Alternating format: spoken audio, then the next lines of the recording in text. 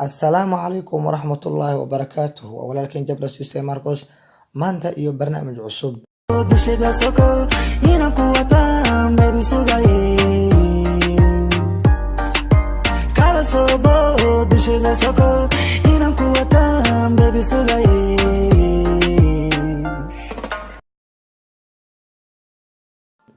barnaamijkeena maanta waxa uu ku saabsan yahay sidee galeriga sawirada ugu jiro adigoo aan isticmaalin wax application ah haba yaraatee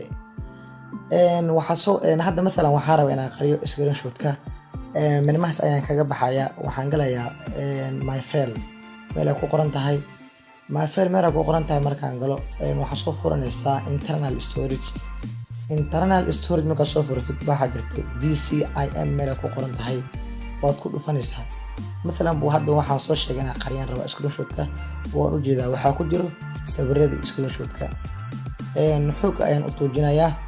waxaan ka hormarinayaa rename ayaan galayaa waxaan ka hormarinayaa dhibac rename ayaan leeyahay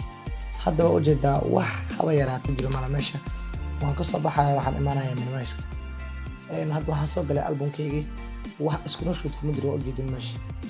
wax screenshot la dhahayo kuma jiro sidee ku soo furi karaa mar labaad waxaad galaysaa meesha ayaad ku laabanaysaa waxaad dhehaysaa saddexda bir waxaad galaysaa setting waxaad soo furaysaa show heading file markaad soo furtid saas ayaa leedahay calaamadda saaraysa tigtigar waxaa imaanaysaa screenshot oo ujeedaa sawirada ku jiro weli ma aysan soo gelin inta waxaan rabaa inaan soo geliyo rag ayaan iska siinayaa xoog ayaan u tuujinayaa waxaan imaanayaa renaming waxaan tirtirayaa dhibic yar ee hor kaga taalo hadda waa ujeedin waa uu soo laabtay waxaan imaanayaa screenshot waa kana waa uu soo galay marka barnaamijkan sidaas ayuu ku soo gabagaboobay waa anigoo jabr siisay marka like comment